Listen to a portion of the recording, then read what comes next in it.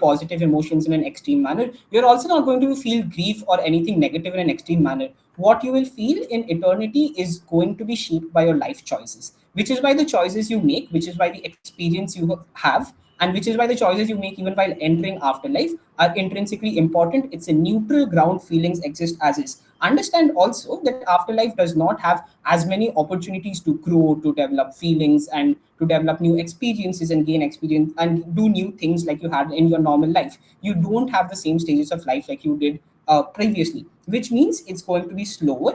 And at the end of your entire lifetime, where you have constantly been running, where you have constantly been making experiences and using your social energy, you are likely as a person to be tired. You are likely as a person to want respite. You are likely as a person to want to take things slow. Let's understand again what is something which a person would want in this entire debate. This entire debate should be judged on two metrics: one, where I will be happier and where I'll be more content, and second, where am I more likely to make the right choice, which means what is going to give me a higher amount of predictability. Understand that there can be no scientific absolutes over here, which means if I tell you that this is the likelier choice which is good for me, if I'm able to show you it's more predictable, it's significantly better for me. So what then does this happiness and contentment look like? Understand that I need a sense of fulfillment. I need a sense of fulfillment. And where does this sense of fulfillment come from?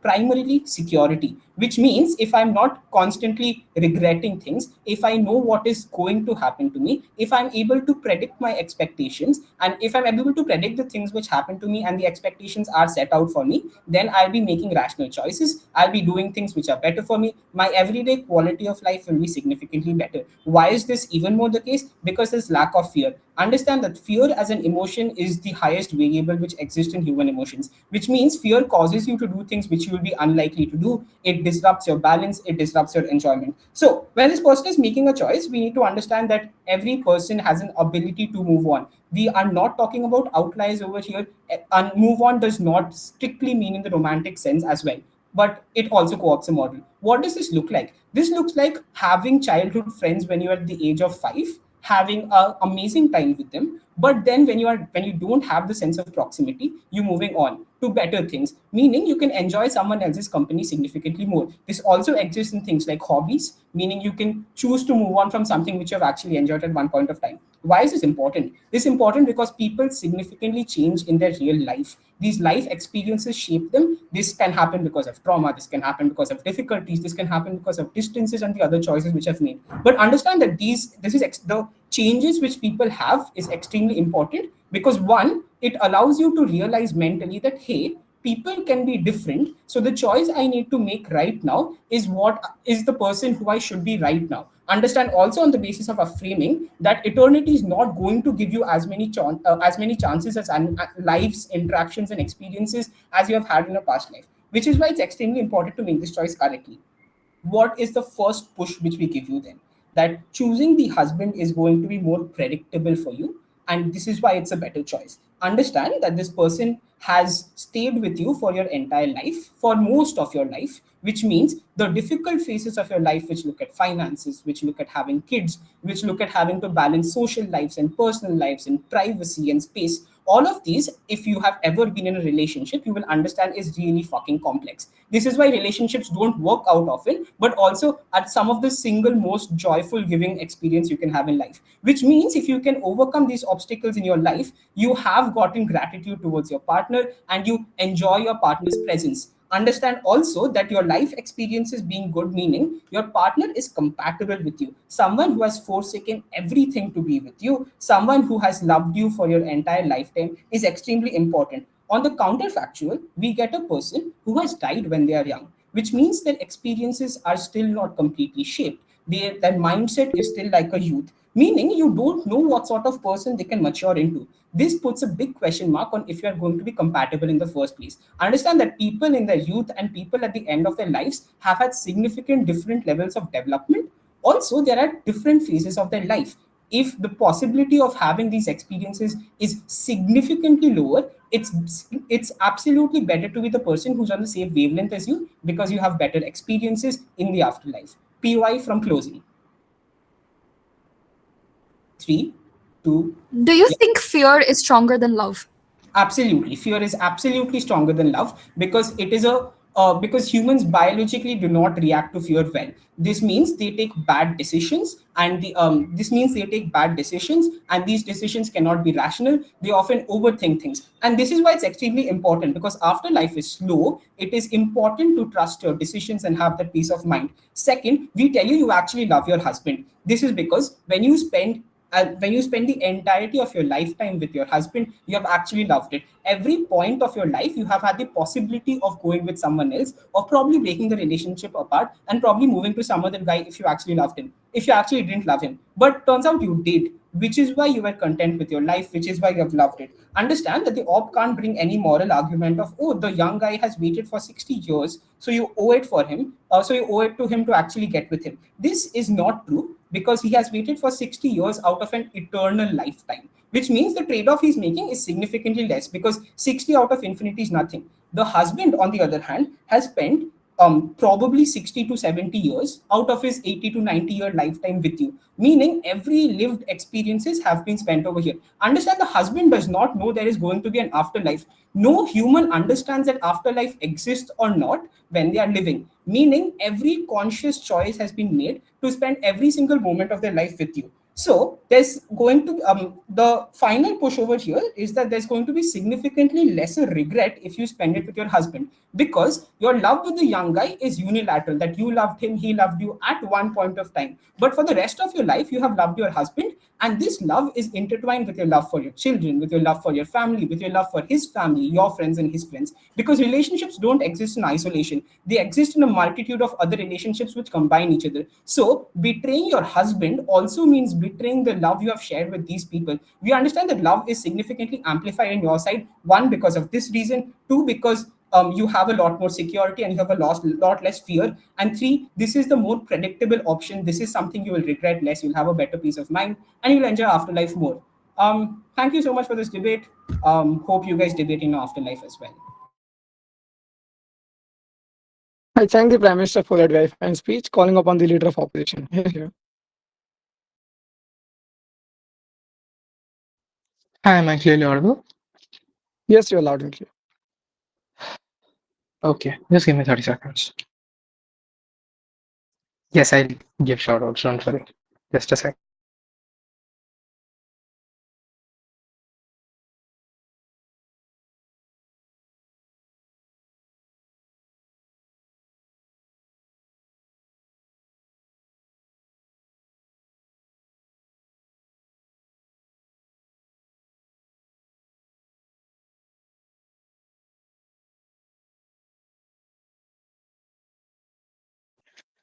Okay, and before beginning, shout outs. First shout out, as always, will go to my amazing mentor, brother, teammate currently who is judging in WSDC. I miss bro so much, and I hope that, well, a dream gets fulfilled from the circuit. Second shout out, Zeesty. I think there's like a Zeesty finals, both opening up and closing opposition are from that group. Shout out to Zeesty and every member there. They really make this activity pleasurable and special.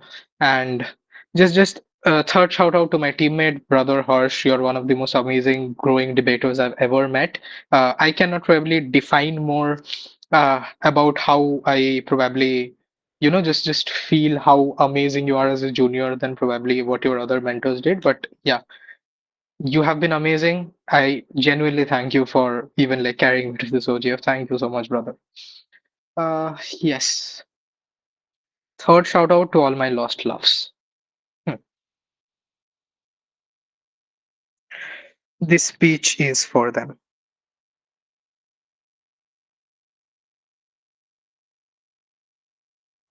Just a sec.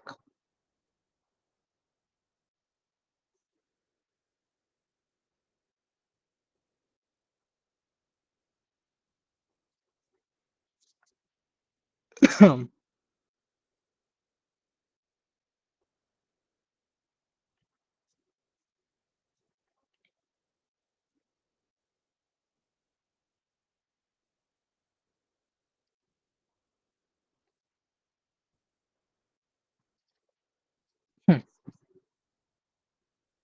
Beginning my speech in three. Also, yeah, if you want to ask a pair, do not verbalize. Please go ahead and put them in the chat space. I'll likely try to take one from closing, post the fifth one. Beginning my speech in three, two, one. It is said that they that love beyond the world cannot be separated by it. Death cannot kill what never dies. We think that the violence of death and loss done to our actor based on the cycle of life that already exists and cycle of death that already exists was unjustified, and hence we repay this violence in the afterlife to begin with. Two pieces of weighing before I even move on to my extension. A very important thing, they go ahead and say that, oh, love is fear is the probable strongest emotion. I'm going to directly contradict them and throw them out of the debate. Fear cannot be stronger than love. Why? Because fear originates from a principle of self-preservation and a point of self-preservation for you to want to protect yourself from the uncertainty of other things to begin with. But when you love someone, you externalize this self-preservation. You probably love them with the extent that you go ahead and have at any point of time. You probably love them and want to protect them from any harm, danger that can come to you at any point of time. When a mother loves its child, it's probably going to want to get killed in an accident in trying to protect this child at all points of time. It does not fear its own death. It probably wants to go ahead and protect the sort of love that it can go ahead and have. I do not think fear can ever circumvent love to begin with. But secondly, note this actor's deepest emotional wound was never the end of the first relationship from opening opposition. It was the fact that she never got to finish living it. The afterlife is the only place where this choice no longer is constrained by practical obligations. It should therefore be the only place to resolve the one relationship that life never allowed to reach its final conclusion on government side of the paradigm. What does the afterlife look like? I think we agree majorly with Uji's framing, apart from two distinct things. Number one, almost all afterlives represent the real world in this side of the paradigm, which means all the stages of life can likely be represented in the afterlife as well. The idea that you're probably going ahead and living in a particular home, growing up in a particular home, having a married life, etc., can also happen in the afterlife to begin with. But more importantly, death removes the earthly constraint from the afterlife. There are no children left to raise in the afterlife, no bill to pay, no careers to maintain, no illness, no fear of loneliness, no societal judgment, no obligation to go ahead and choose any sort of person based on stability or practicality. Because a lot of choices that we go ahead and make in the particular world of stability and practicality originate out of societal obligations or originate out of obligations for you to like love your partner regardless of the fact that if you actually go ahead and choose them or love them to begin with. For the first time in this person's existence, in this actor's existence, she is free to choose solely based on where her heart wishes to go ahead and rest for all eternity. This is important. Why? Because throughout life, love is often shaped by circumstance. The afterlife is the first place where love is shaped by the truth that you're likely going ahead and feeling to begin with. That is where we tell you why is this first love so unique. Not every relationship goes ahead and leaves the same mark. I think everybody in this room probably reminisces their first love, and our first love is often the first person with whom we imagine our future. It is the first time somebody becomes intertwined with our identity. It is the first person who you want to go ahead and grow old with. The relationship ended not because of the affection that disappeared, but it ended because death intervened on government side of the paradigm. That distinction changes everything for this debate, because normally when relationships end, we slowly grieve, we understand incompatibilities, we move on, as Gov says. Here, none of that happened because this love was interrupted, not completed to begin with. For 60 years, she carried not only grief, but the unanswered question of what their life together could have been.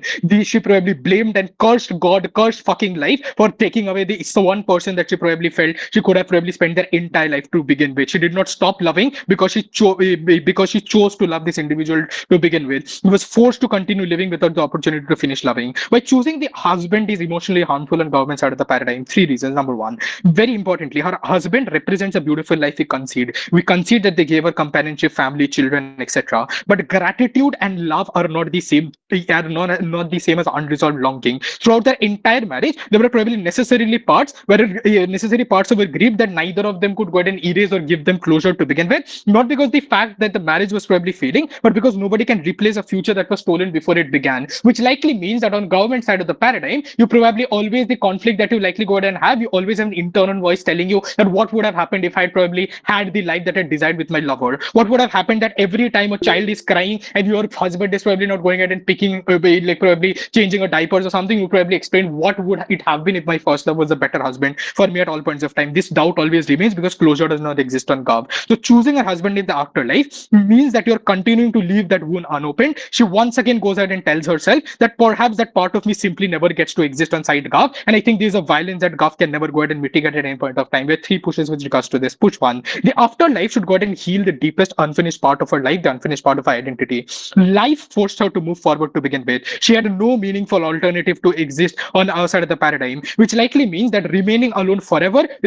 as an alternative on Gav would probably have meant that she would not have any sort of joy, fulfillment, companionship, etc. Choosing her husband was not a betrayal of her first love. It was the only way that she could go ahead and continue living. It was a forced way that she could go ahead and continue living, regardless amount of love she probably shared with her husband to begin with. The afterlife changes that for the first time. Then go ahead and return to the only relationship that never ended through choice to begin with. The mechanism of the argument is simple. Being with her first love allows both of them to finally experience the relationship that death denied in the love to begin with. We correct the harm that lies, the cycle of life and death represents within this motion, which is the biggest harm that any human being could ever go ahead and experience. They finally go ahead and get to grow old together, share ordinary moments, build memories, even finish the emotional journey that life was interrupting on government side of the paradigm. This is not about reliving the past. It's about allowing the story to finally reach the conclusion that it could not reach when life was giving to begin with. She might break up with her lover later on, probably return to her husband at any point of time, and more importantly, a preemption to Gov. If they go ahead and say that the husband is likely to lash out because she is going to go ahead and become like with her lover or something, it likely does not happen, because one, lashing out on her wife will probably ensure that her wife just goes and be with her lover anyways, because lover is the better option. But secondly, the husband probably loves her, which means he wants to go ahead and see her happy, which means he's content with the amount of time he has already spent with his wife, and is likely either willing to wait for his wife or likely to go ahead and find better alternatives in the afterlife at any point of time. But secondly, this unfulfilled desire is what we go ahead and fulfill on our side of the world. But the second push is simple. Before I move on, POF, I'm closing. Three, Yep. two. So you believe that the person was waiting for a 60 years of time, but the problem is that the husband will also wait for her for a longer period of time if she goes ahead and choose her boyfriends in the first place. The problem is that then The the husband can also husband have the won't be. first love and choose her first love in the afterlife. I don't give a fuck what the husband does. Second thing, second push, it's very simple. The actor finally chooses herself rather than the circumstances that shaped her life. This is very important because intuitively important. Why? Because throughout her life, almost every major decision of her life, being a woman, was very constrained to begin with. When her first love died, she probably did not choose the separation. When she married again, she chose the survival of herself to begin with. Her survival led her to probably choose her husband to begin with. She built a beautiful family because life demanded resilience. Life is fucking painful. You probably cannot survive without any sort of companionship to begin with. These choices were made under necessity. The afterlife is the first moment when this necessity disappears, which means if she still chooses the husband, she's allowing circumstance and not the preference of her to go ahead and continue dictating her emotional life, any sort of life to begin with. Choosing the first love is the first complete free choice that she can ever go ahead and make, and it reflects who she always wanted to be. For tragedy, when found and redirected her life, the fulfillment is far more on our side of the paradigm than you can ever get on government side of the paradigm. Here. Thanking the leader of opposition for that very fine speech, calling upon the deputy prime minister to start their case. Here.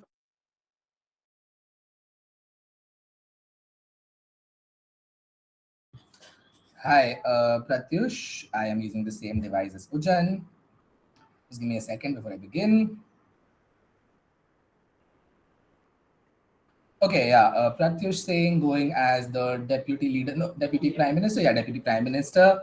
Um, yeah, drop POIs by raise of hand. Please do not verbalize. Drop it in the comment box if you have to. I will try to take one from closing around the 5th minute. And yeah, in the spirit of giving shout outs, I love you, Ujan. I love you, Mummy. I love you, Papa. I love you, God. I love my dog. And starting in three, two, and one.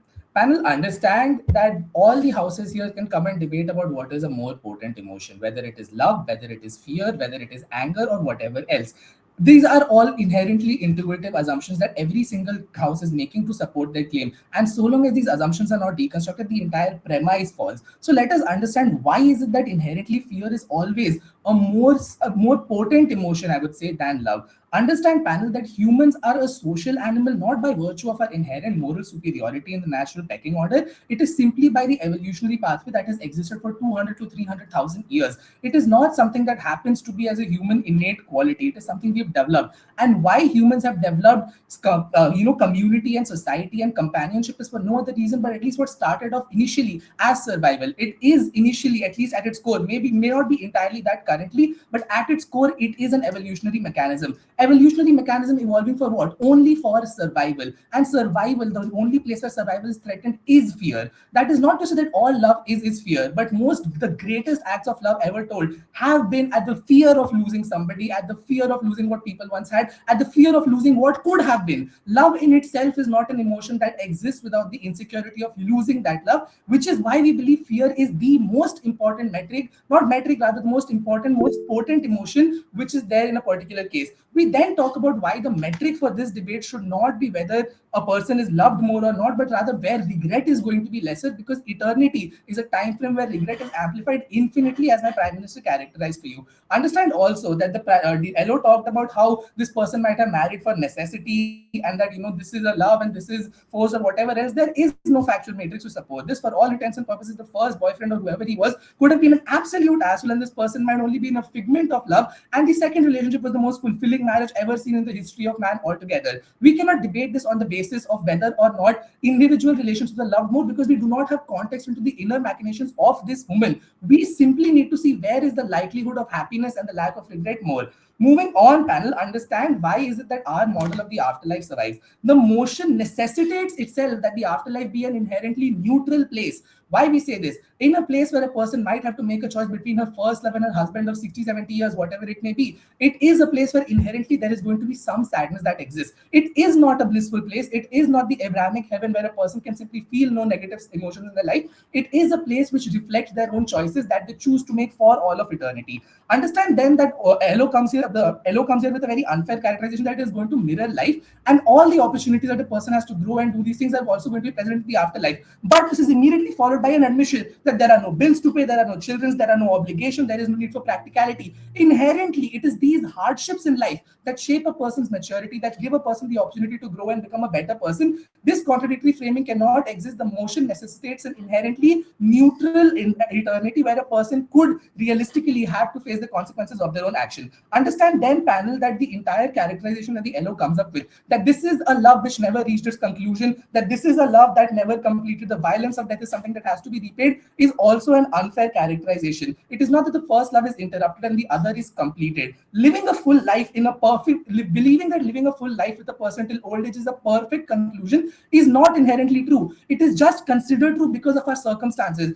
Nobody would want to spend less time with their loved one. We simply think that growing old and dying with somebody is the perfect conclusion because it is the only conclusion that exists. It is the only perfect conclusion, which is why to argue that the love with the husband is completed and done and does not exist into the afterlife is an inherently unfair characterization. We then come back, panel, to looking at both of these loves as being equally viable. The question is not whether one was loved more or less, but whether where regret will be lesser, and this regret becomes a metric simply for the fact that fear inherently remains more potent than love. Panel, understand that this person is somebody who died very young in life. This person has a different maturity. This person never got to experience the trials and tribulations of life to the extent that this woman or her husband have over the course of their entire full happy life, as that may be. Understand that this is going to be a fundamentally different person, not a bad person, not a good person, just a different person. And now the question arises, is the woman still in love with the person that she knew back then? Is this person still in love with the version of you that was back then, or the version of her that currently exists after living a full life? Whether or not this woman can fall in love with the person who she knew, or the man she knew at 22 or whatever age, or whether or not this man can fall in love with the woman who is at 70 or 80. Any of these could happen, panel. Understand, we are meeting Gov at its opposition at its most charitable. Maybe she could find the love that she's never had. However, the simple fact remains that she has to make a decision. And the fact that any of these questions could be answered in the negative, that her love might not be reciprocated or might not be a reflection of the love that she shared when they were together, when she was there together with her husband, is the simple fact that there can exist some fear, is the fact that there can exist some regret. And this regret is something which uniquely exists only on their side of the paradigm. Why? Panel, understand that the person that is there in this case is somebody who has lived less life with this woman. While she may reminisce about the time they spent together, it was inherently a lesser amount of time. There is left less to miss. And this is not regret that she has never dealt with in her life. When she chose to move on from her first love, or even if she did not move on, when she was married to her husband for the longest amount of time, the regret of losing her first love is something she has lived with already. She is prepared to live with that. She has a support system in place. Just a second, Theo. This is something which she has a support system to deal with. The loss of her husband is something which she has never dealt with, and to have to deal with that for eternity is something which realistically she cannot be prepared for. POI, CO fast. You prove obligations exist, but why do they matter after death? Could you elaborate? Obligations exist in terms of what? Okay, proceeding on. Obligations exist to love or to be loved or whatever else it is. The obligation exists is simply because, as we talked about, afterlife is not a place which is inherently blissful. It is not that regardless of a choice, she's going to be infinitely and forever happy. That is not guaranteed. You want somebody with whom you can continue to live for eternity. It is going to be a reflection of your life. Understand the most important thing to celebrate an afterlife is all the things that people have fulfilled in their life. It is not some new thing that you can go on to create according to the Elos framing. You need to rejoice in the growth and the work that you have done, your children, your work, the society, the friends that you have made, and you cannot make these things anew in the afterlife. There is nothing that she has to look forward to. The man is going to have a different expectation of eternity. For the fact that he spent 60 years in eternity or afterlife waiting for her is something that might even make him bitter if she does not choose to be with him. Or even if she does, he might expect something else. He has a different expectation for afterlife. She has lived a full life. It could lead to anger, it could lead to resentment. The very fact that these possibilities even exist when it comes to her first love means that there is the likelihood that regret might take seed. Is the simple fact that she might end up having some regret about leaving her husband with who she has built a life of over 60 years, who she has never learned how to grieve, who she has never learned how to mourn and move on from. And for all of those reasons, very, very proud to propose. I thank the EPM for that very fine speech, calling upon the Deputy Leader of Opposition to conclude the top half. Here, here. Hello hello just नहीं हर्ष एक बार देखना WhatsApp.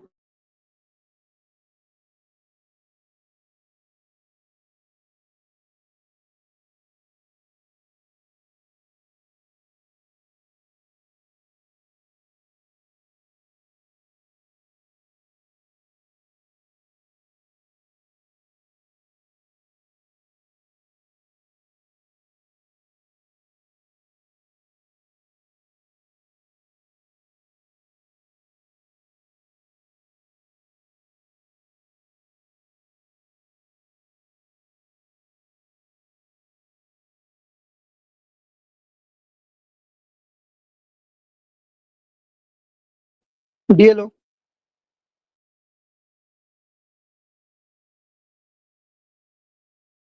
Hello hello give me one second to join from my laptop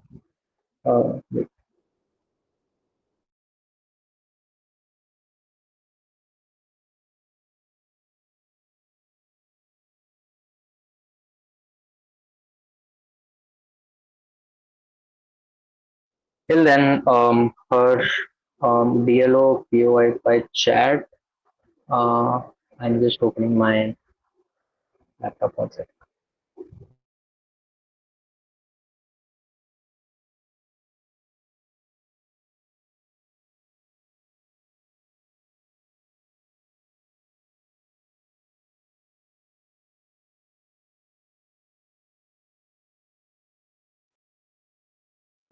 DLO, can you please start? Yeah, joined. Assuming I'm audible Yes, you are. and also visible. Cool. Shout outs before I begin. Firstly, to Clarion Debating Society, NIT Raulkela. Huge support system, huge motivation to be in the circuit to debate. Shout out to Konark Open as well. Yep. Shout out to Konark Open happening on the 22nd of August.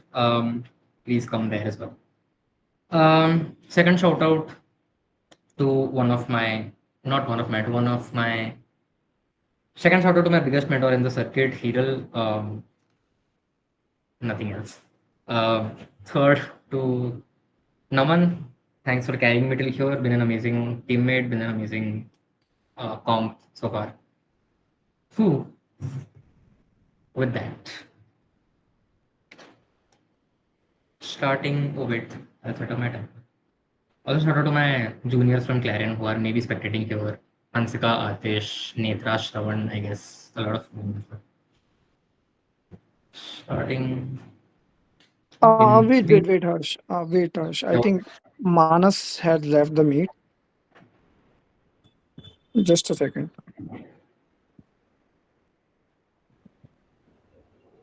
Hi, I'm just gonna reach out to Manas and get back.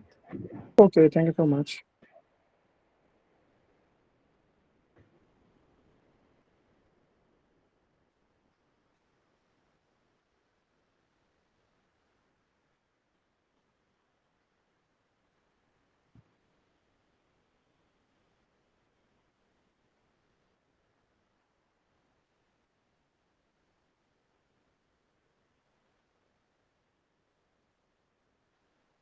No one already gave shout out to these two, so I am included in.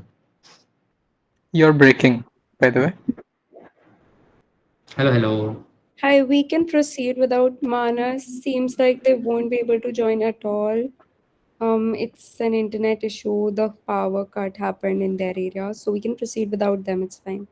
Okay. So DLU, you can proceed without them. Calling upon. Cool. Naman said I'm breaking. Is my voice fine? Now it's fine. Cool. Perfect. Let me know if it breaks. I don't want to ruin my speech.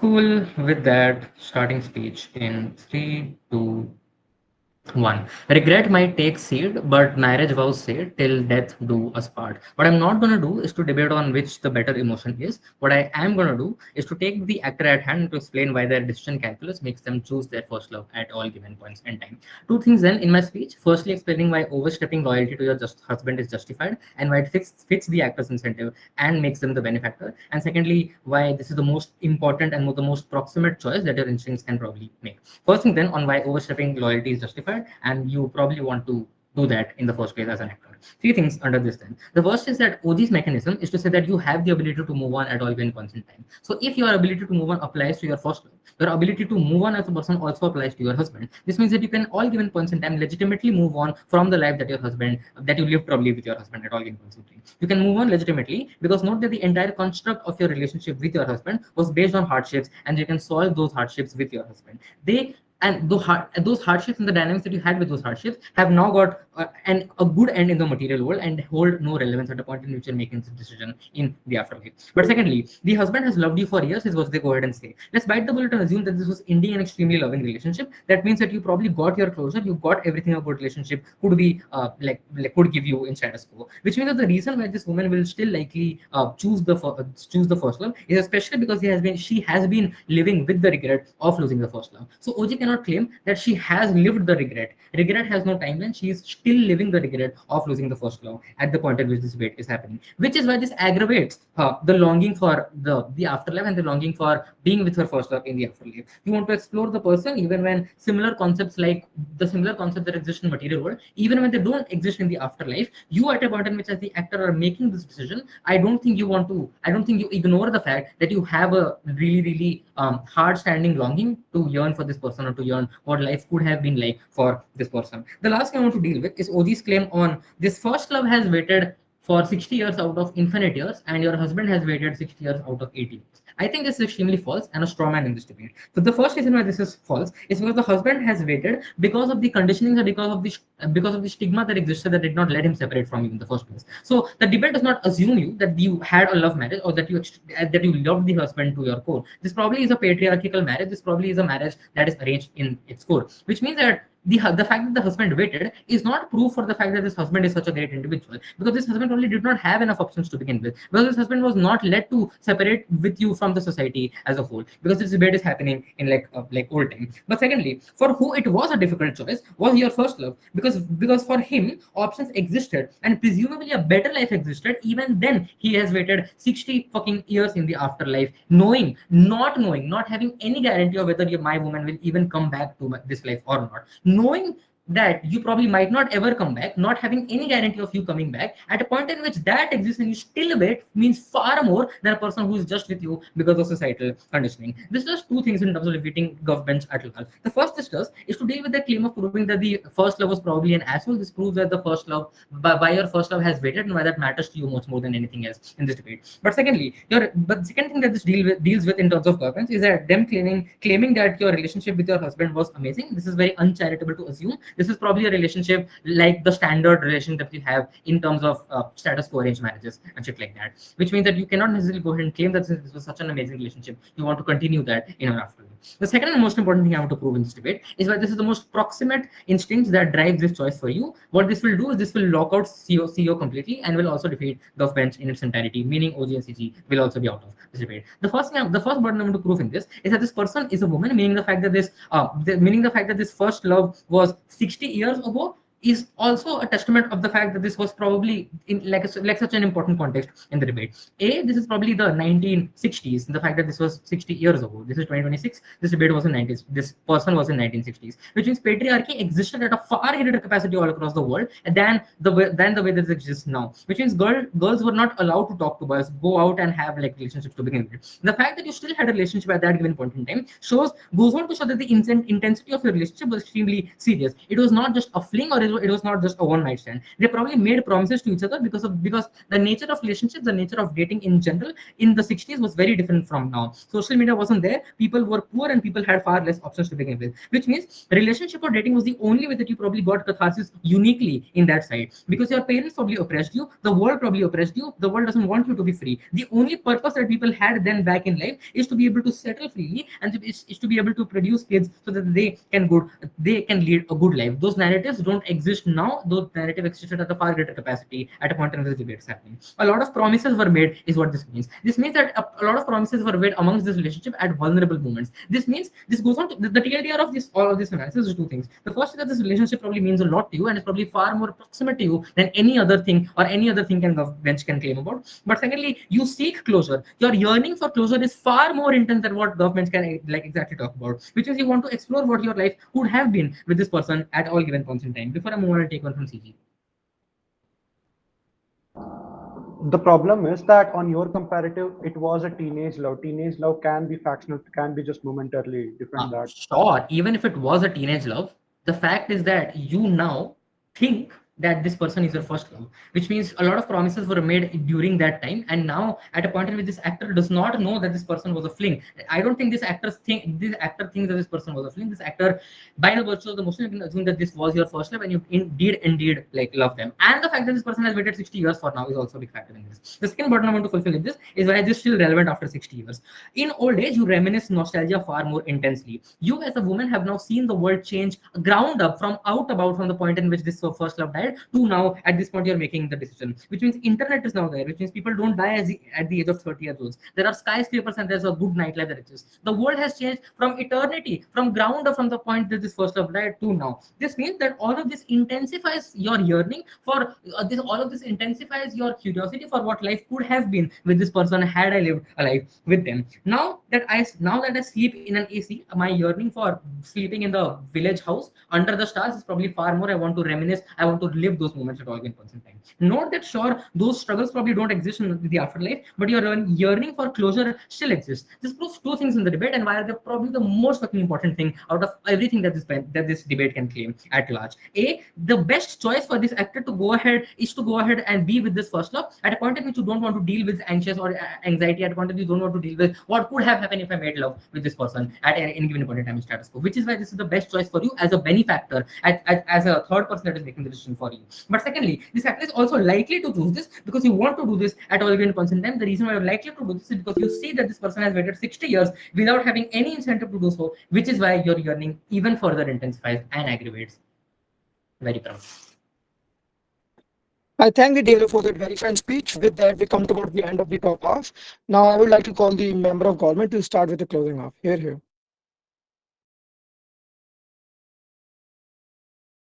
hello guys, 10-20 seconds, please.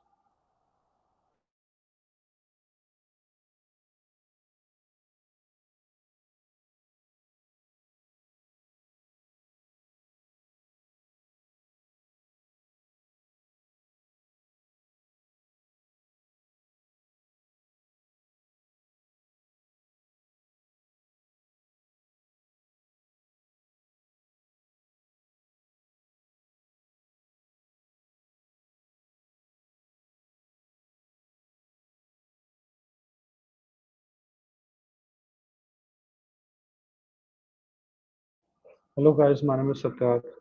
Would be going as member of government. Before starting, a couple of shout outs. Firstly, shout out to Mayank. I haven't seen a kid that talented, like this good, like in a while, like probably in my life as well. Like I haven't seen this talented kid. Probably if I say that Mayank is gonna be the next big thing in this circuit, I won't be wrong at all, right? Uh, Other than that, shout out to Venki Debsok. Shout out to Venki Dapsog. Shout out to Aditi. She was my first teammate. Oh my god, she just did debating. I hate her for it, but no matter what. Oh my god. Also, shout out to all of my friends, Abhiraj, all the juniors, Mancha, etc., whomsoever is spectating. Love you guys. Also, lastly, all of the friends who are spectating, Athar, Parmat, everybody. Thank you so much, guys. Thank you so much. Would be starting on the self countdown of 3, 2, and 1. If the probable threshold which both the opening benches want to achieve, that where is the best amount of, best amount of catharsis the person can draw, or basically the best amount of life they can go get away, get and have in the afterlife, etc., through having more amount of love and less amount of guilt. The problem is that then OO is literally kicked out of this debate. Problem is on their comparative is that they literally presume that first love literally means the best amount of love, the best love one can have, which is empirically untrue to begin with. Because if they go ahead and establish that, oh, patriarchy would must have been present, that means that it might be a coerced marriage, etc. The problem is that info slide goes ahead and basically states out that this was a complete love. The woman loved their husband, the woman loved their children, the woman loved their family, which means that it was a complete love, no matter how the marriage would had started, be it patriarchy,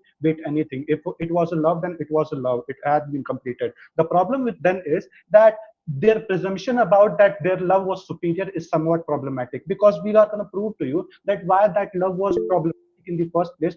But because if this person wants to choose a stable love, a better love, and for a longer period of time, no amount of guilt on their comparative in the afterlife, etc., they need to choose their husband in the first place. How so? Because the problem is that their love is literally affectionate, their love was literally momentarily. So think about it. How do you embrace love? How do you have a deep love with someone to begin with? The problem is that love is basically emerged through longer period of connections, which means that the more you spend your time with the people around you, the more you spend time with your girlfriend, the more you spend time with your wife or maybe your friends, etc., the more you develop love gradually, which means that probably that love was probably momentarily. But secondarily, if you think about it, an average person lives around 70 to 75 years of life, which means that if that person died 60 years ago, this looks like that the probable way the love could have stated it was in a teenage phase, which means that this love wasn't tested with a lot of life atrocities. So this looks like that probably it could have been an initial attraction of both the things. Kids go ahead and basically make a lot of commitments in the first place, that, oh, we are going to marry, we are going to have kids, and we are going to be following, stay together for a longer period of time. But the moment they go ahead and hit out the puberty and they hit out all of their hormonal changes, etc., they realize that, oh, this is not the compatible partner I was looking for, right? And then they just go ahead and break up. But the thing that the woman went ahead and basically spent the whole life with her husband literally shows that she literally trusted him and basically emerged or basically developed more amount of love towards her husband as compared to the amount of love which she could have potentially made upon their comparative. So for them, for opening opposition to claim this idea that, oh, there must be more amount of love on their comparative, so that she must be choosing UI. more love, etc., no, please don't verbalize, more love, etc., this is literally out of this debate, because we literally prove to you that more love is developed through gradual time spending and not just mere attraction, etc. First love at first sight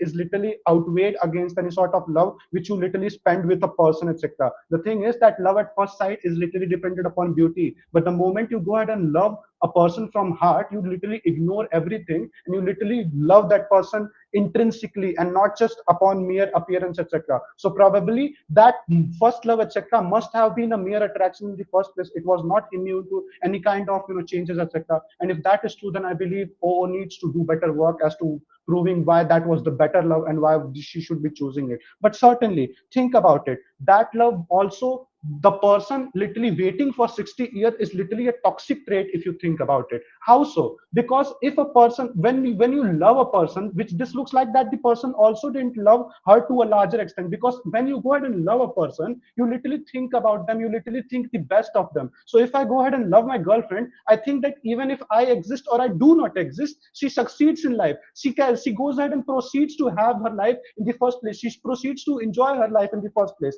That is where it becomes problematic. problematic, because if someone is going ahead and waiting for you for fucking 60 years, this looks like that this is a toxic trait. But certainly look at O's characterization. O's characterization is like this afterlife looks like some heaven kind of thing. And the moment they go ahead and characterize that the husband can also go ahead and basically choose some different girl or different woman, etc., they literally establish this parameter that, oh, this person also, this boy also could have chosen some other person. She wasn't forced to actually wait for her. Still, he went ahead and waited for her. This is a problematic thing, because this is literally a toxic trait.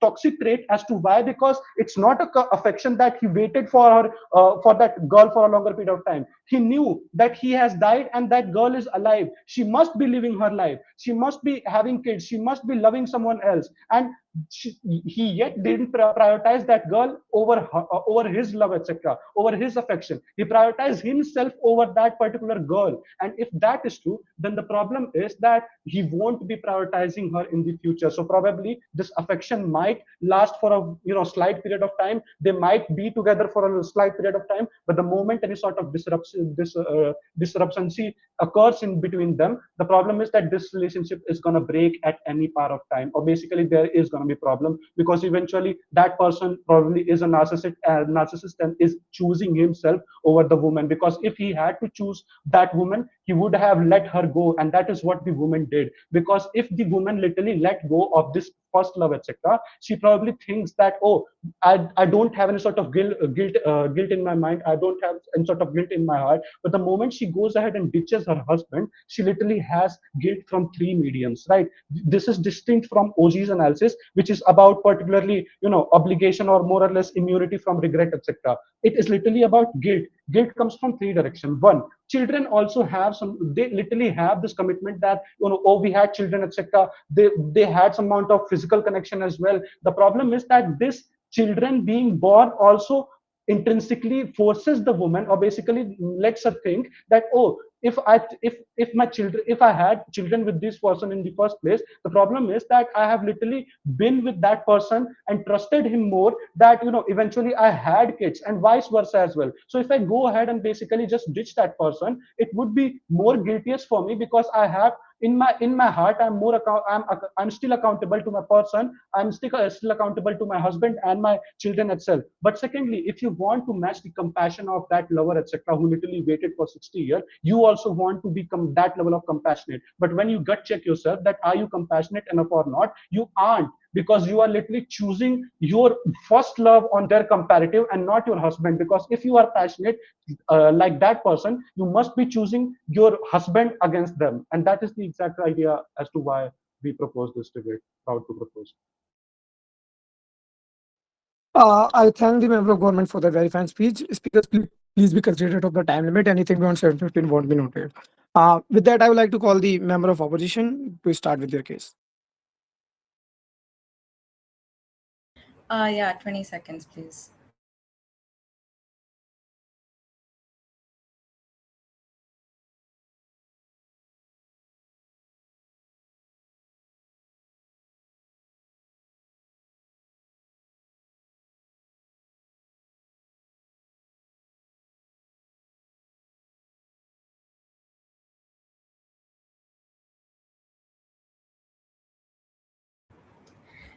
Cool, Udichi, this side going as member of government. Before I Member of start, op. oh sorry, member of op. I'm sorry, I'm very nervous. Cool. Just a few shout outs. This is my first break and my first OGF. Yay. First shout out to like my teammate, obviously Alitiya. She carried me through. Thank you so much. She's the best person, like literally ever. Uh, to Sanskriti, because like she's been there since forever. She's been there throughout it all. Thank you so much for being there. To Kavya, my roommate, because like she heard me, mine and Alitiya's late prep sessions and just like bear through it all, etc. To Sanjeev, to Deva, to Rajat Bhaiya, our team name, because he is our third wheel. Like my mentor, to be honest. Thank you so much, Rajat Bhaiya. You've genuinely taught me a lot. I'm here because of you. And shout out to Chronicle. Cool. Okay. Yeah, I'll just do it. Yeah. Okay, cool. Starting my speech at the reverse count of 3, 2, 1. I think O never goes ahead and proves to you why this actor is able to dissolve herself from the bonds of her husband and, go out for her first love in the first place. I think we go ahead and tell you that why so. Firstly, first frame, right? Understand that when a person goes ahead and dies, I think they inherently become a soul, right? I think they're free from their bodies, they're entirely free from social obligations, which means that death is the disconnect. When you go ahead and die, there is literally nothing bonding you to your real life anymore, to anything anymore from your past life, right? You are free, you are a soul, you want fulfillment, you want, like, you literally want liberation, right? Because you're just done with life, you don't want to relive everything again, etc., etc., right? So understand what a soul inherently wants, right? First of all, again, liberation, freedom. It just wants fulfillment. It wants absolution of guilt, secondly, and thirdly, it wants forgiveness. Understand that constructs like religion, etc., exist. We go ahead and go to Jesus to pray for forgiveness, etc., because, oh, we are feeling guilty over something and we just want forgiveness, we just want to feel guilt free. Understand it's an absolute weighing emotion on our chest, because we just cannot get through that, oh, this is a mistake that we have done, an unforgivable thing that we have done. So understand that why this forgiveness so much matters to her, right? Or why this guilt so much matters to her. And understand simple that when her first love died tragically, maybe, by falling off a building, or maybe by a car accident, I think it was very traumatic for her, right? But also, secondly, understand that I think it stayed with her throughout her life. I think most of the times, I think she went ahead and thought of it throughout her life. There were times, sure, she went ahead, married her husband, of course we consider that she had a good life, etc., etc., but I think there were moments in life, daily repetition, daily tasks, where she was just doing her chores, and she was just thinking about her first love, the moments, the memories that she had with her, the unfulfilled life that she could have with her, right? I think now what happens is this. I think when she goes ahead and dies, I think what she realizes is this two things. First of all, her first love just waited for her 60 years while she moved on. Understand that the amount of guilt with her is tremendous, because his life was just cut short. She moved on, she had a happy, fulfilled life, enough of it to go ahead and, just be happy, right? But also, secondarily, understand that when her first love didn't even know that she was going to choose him in the first place, which means that despite of that being a what if scenario, he still waited for her for 60 years, right? Secondary, understand what does freedom of obligations look like, right? Simple. I think a woman inherently has a lot of obligations that are that are imposed on her. She's trained for going ahead and taking care of her kids, of her husband, taking care of the house, taking care of her jobs, her etc., etc., right? Basically just taking care of everyone but herself. I think we go ahead and tell you that she prioritizes herself first. We tell you that because again, she's a soul. I think it's the first time that actually when she's dead, she doesn't have to care about anything else. She doesn't have to care about social judgment. She doesn't have to care about things like, oh, if people are judging her for choosing her first love, etc. I think she goes ahead and does whatever she wants to in life, right? Which means that she doesn't need to care about other people. So why is love inherently the only option that is there for her? I think CEO's entire case is this. I think her choosing her first love is an opt-out mechanism from her husband, right? I think she can go ahead and have champagne with God, for fuck's sake. I think she can go ahead, she can hit up anyone she wants. But inherently, understand this. I think if she goes ahead and chooses her first love, what does it bring her? I think three things. First of all, new experiences. Understand this. She has lived a repetitive life with her husband, right? Which means that firstly, married life inherently is exhaustive, right? I think we can all concede to that. It's repetitive, it's boring. You keep cooking the same food every day, you keep coming back to the same house, and you keep taking care of your kids, you keep dealing with the same tantrums, etc. It gets exhaustive, it gets repetitive. You've spent years doing that. You've spent years taking care of everyone but yourself. You've spent years prioritizing everyone but yourself, right?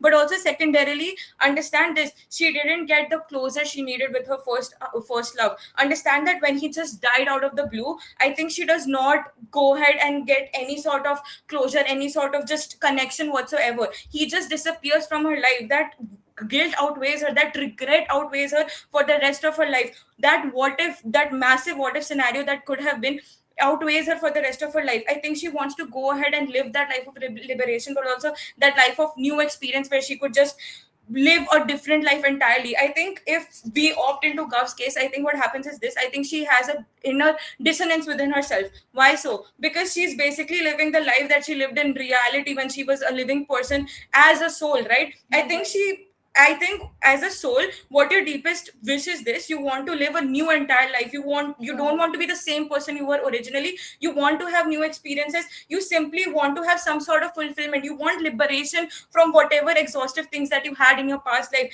I think we do not get that at all in Gov's world. I think we provide you the incentives as CEO about why she wants to go ahead and opt into this in the first place. But also understand, sure, maybe okay, she has some proximity with her husband, but understand this. I think her feeling guilt over her husband, she does not entirely care about it, because the guilt of her first love outweighs way more, because again, new experiences, new lives that she could have lived entirely, right?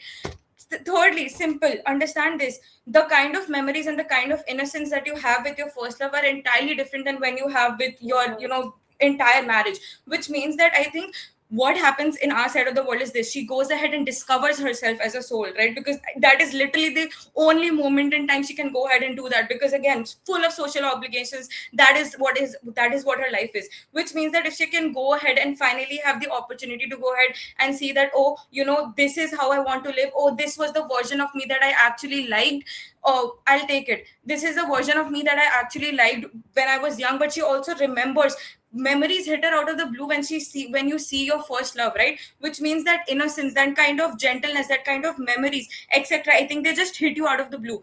Understand that the love that, oh, I'll move on, a POI first, 3 2. Okay, on what basis can you say that her life with her husband was exhausting, and that she now actually definitely wants to opt out? Cool. I think that is literally logical sense. I think married life is exhausting. It is repetitive because it's filled with daily boring tasks. Moving on. Understand that the kind of love she receives from her first love is entirely novel, right? Understand that I don't think when she goes ahead and chooses her husband in the first place, he gives her the same amount of maybe novelty or the same amount of worship that her first love would be able to give her. Because again, realize the amount of time that someone has waited, 6 decades, which means that the amount of literally love, the amount of worship that he would do, because he could not do that for her when they were actually living, the amount of novelty she would receive, the amount of cherishing that would receive in her afterlife is entirely different. Understand that the simple guilt over her life with not with him, that entirely stops the construct of life, and that is why she's able to have an entirely different new experience and a better liberation overall. Extremely proud to oppose. I thank the member of opposition for that very fine speech. Now calling upon the government whip to sum up the government case. Here.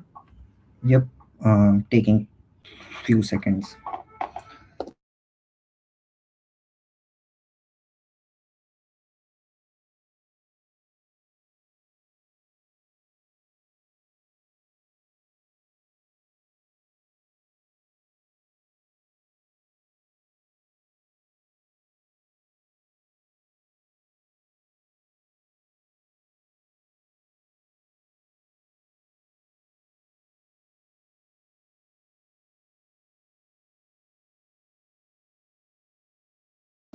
Hi, Mayank, going as GovWhip.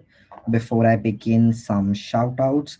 Firstly, Satyarth Bhaiya wanted me to say that he wanted to give shout outs to Abhinayadi and Himesh Bhaiya as well. And yeah, now on to my shout outs. I think this motion is about love, so I'll start with my girlfriend. I don't think she's watching, but yeah, I love you. Yeah. Also, all the other people that I love. Firstly, Satyarth Bhaiya, the best senior anybody could ask for, the most nurturing, loving person. Also, entire Venki Depsok, Alika, Abhinayadi, Abhiraj Mansha, whoever's watching, amazing people. Yeah, cool. I'll start in 3, 2. Wait, just 1 second. Let me just drink some water.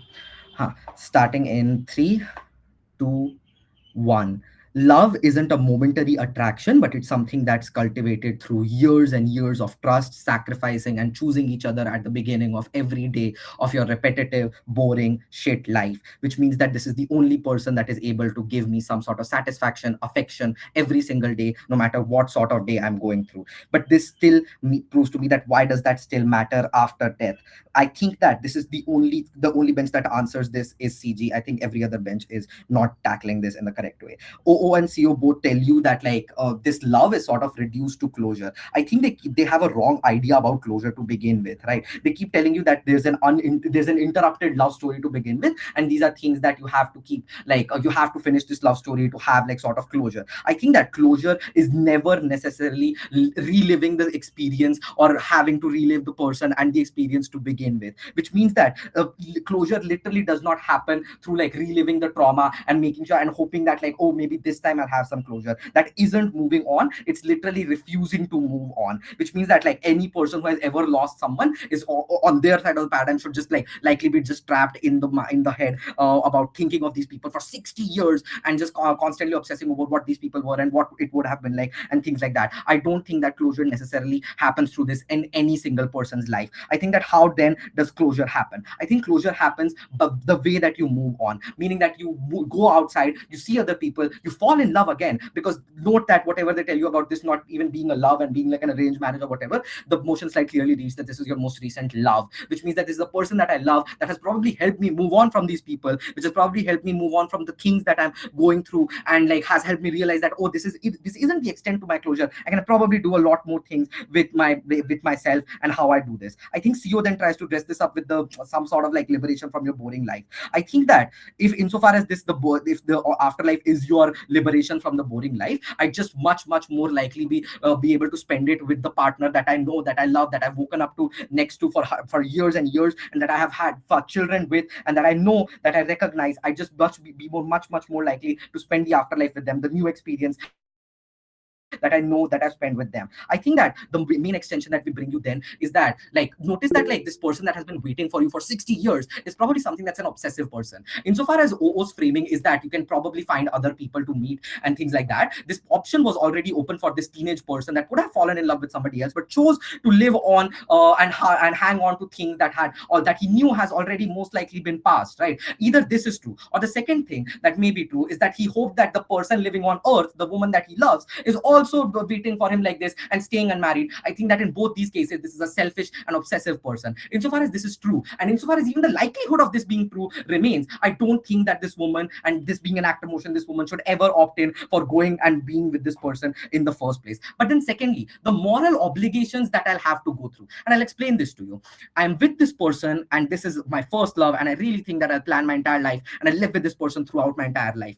Insofar as this is true, this person rubs off on me, which means that I know that this is a committed and loyal person, which it clearly is through the motion slide and stuff like that. I know that this is a committed and loyal person. These things rub off on me, which means that I know that this is a committed and loyal person even after they die, and I find some way, because I know that this is definite closure of this relationship, that I know that I'll never be able to see this person again because there's no guarantee of an afterlife while I'm on earth. I'll find someone else and I'll marry them and I'll be committed to them. This is the way that my dead partner lives on through me, because these are the ways that this partner lives on through me and proves to me that like I prove to them that like, yeah, some part of you does live on through me because I'm honoring you by being committed. I think that when I see this person next on opposition side, I'll just give up all the moral commitments that I had with my husband, who I have children with, and I'll give that up for my old puppy love, right? Note that this is just unfair to both people and to myself, right? This is unfair to my husband because of course it is. It's unfair to myself because these are core characteristics that I've built my entire life on, based on like people that I've lost, based on struggles that I've gone through, trauma that I've lived through,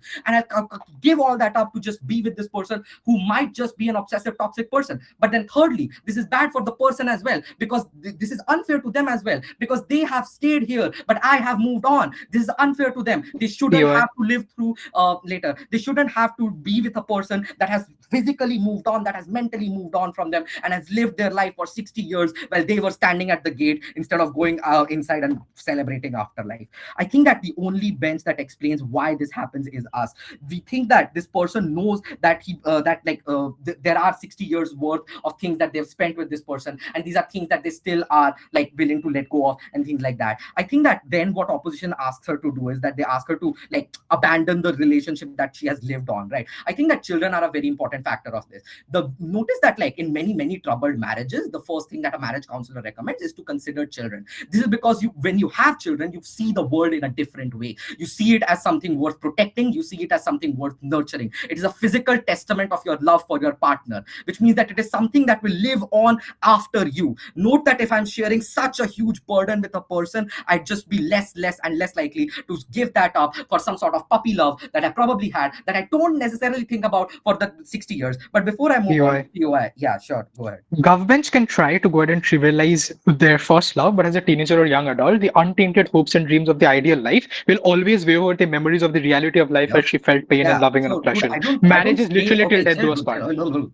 I don't stay a teenager, which means that if I am a teenager and I love this person with all my heart, and I grow, and this person has literally died, then means that this person has like left me, and there's no way for me to contact this person. This is love and closure in itself. This chapter in my life has ended successfully. If I go back to this person and I go through the trauma that I go through when I look at this person again, these are all just very, very hard things for me to live through. Notice then two things. Firstly, when opposition bench tells me that like I'll be fantasizing about this person, this teenage love of mine for 60 years, even when I'm old, I'll reminisce about the good old days when I used to go on my boyfriend's bike and I used to ride around and things like that. Notice that even if these things are true, when I go up to this person and I see them in the afterlife, I think all the trauma of them dying will come back to me. I'll never be able to live a happy life with them insofar as all this trauma that I've cultivated for 60 years as per their framing will live on through me for eternity in afterlife as well. This just means that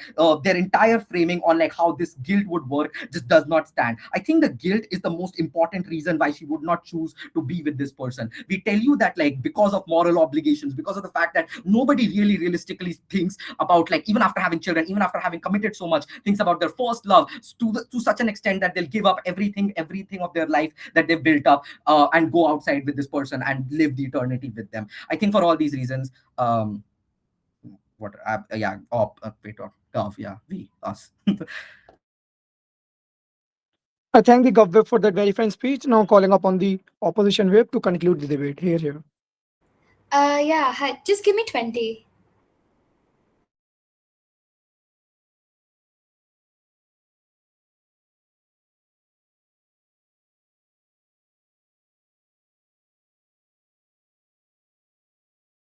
Before I start my speech, can someone please confirm if I am audible and Yes, you are visible? loud and clear and visible.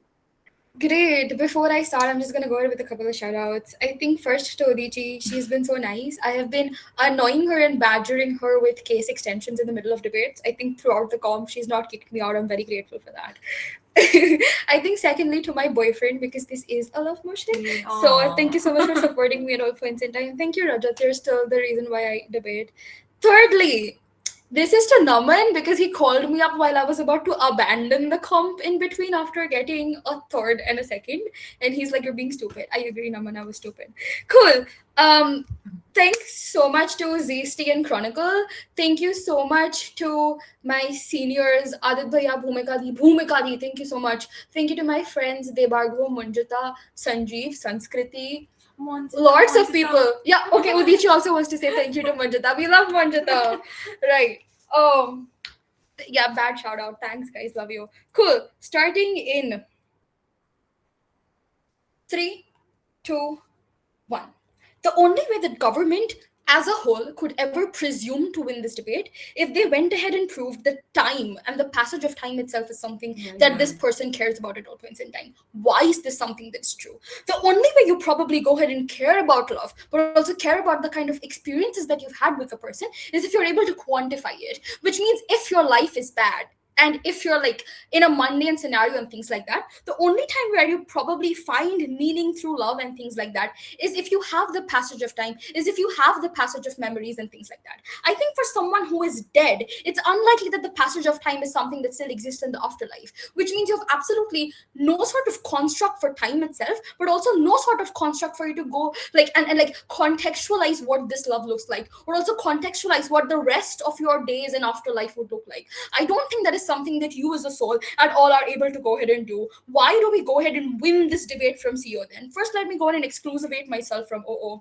OO entirely talks about how hardship and things like guilt and the understanding of what if I was there with my first love and things like that is something that fuels you to the extent that you go ahead and like choose your first love over your husband. We think all of that is largely superficial. I think at all points in time, human beings, but also I think personalities and like souls themselves, at all points in time care about what happens to themselves. I think when you're given absolute freedom, you have no social constructs whatsoever. You're not beholden to anybody. You're not beholden to go ahead and be responsible for anybody, care about anybody, and things like that. You're able to prioritize yourself for the first time that you can ever remember. I think you do just that. I think beholding yourself love, but also beholding yourself to go ahead and choosing someone, I think you have better opt-out mechanisms at all points in time. I'll take that POI later.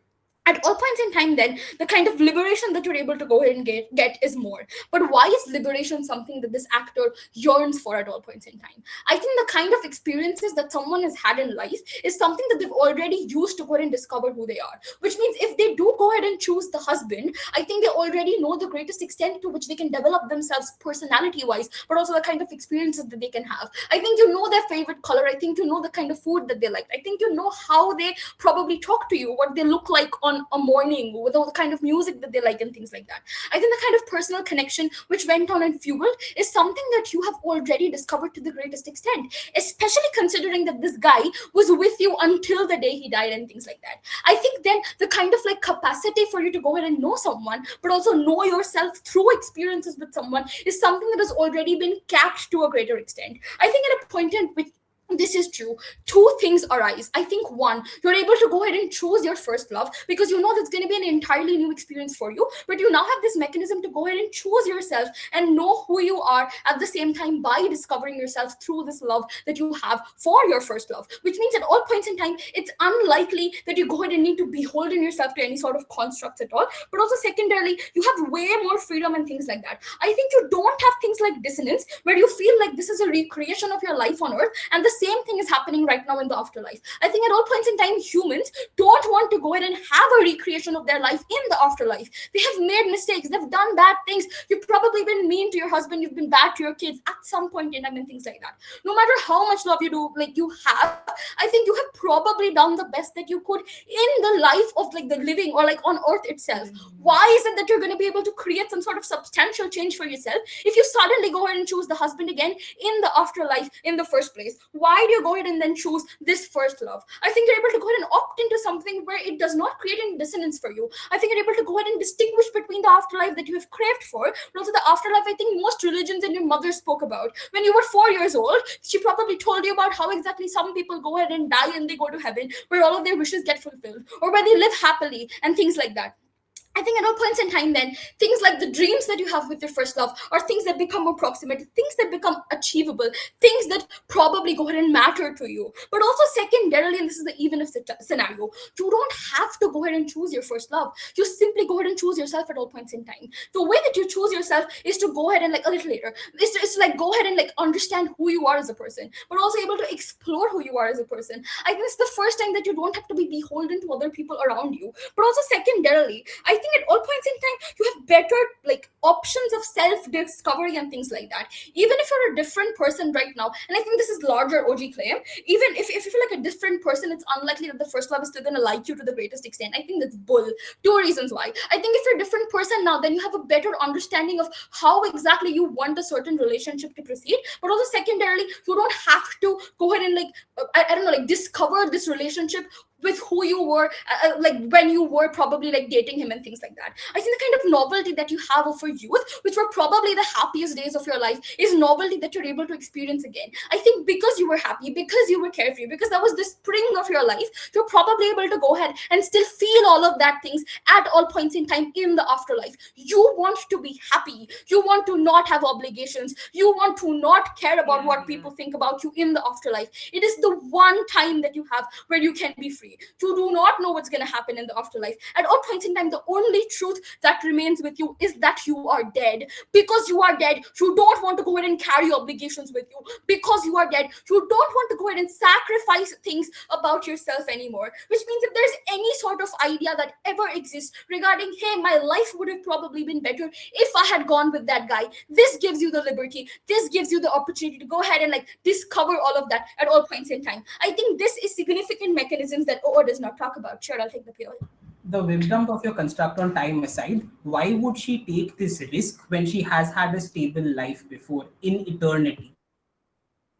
Cool. One, not a whip dump. Listen to speech is better, gang. I think at all points in time, Udichi goes ahead and talks to you about why this afterlife is something that exists after death. I think it's unlikely that you know how time works, but it's also unlikely how you weigh experiences out in the afterlife. You're just a soul.